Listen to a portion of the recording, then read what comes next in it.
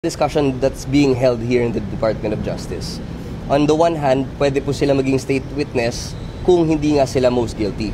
At yung testimony nila is absolutely necessary for the case to stand in court. Kaso nga lang po, ang lumalabas po sa mga statements nila ay mukhang kakonsyaba na nila from the very start.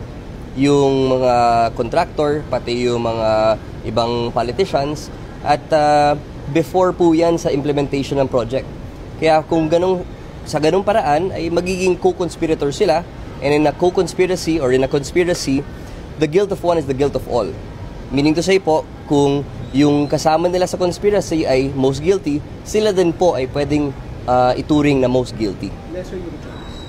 So, that is still yet to be seen. Wala pa namang formal investigation, di ba? Ang lumalabas lang sa mga statements nila sa Congress at Senate, yun.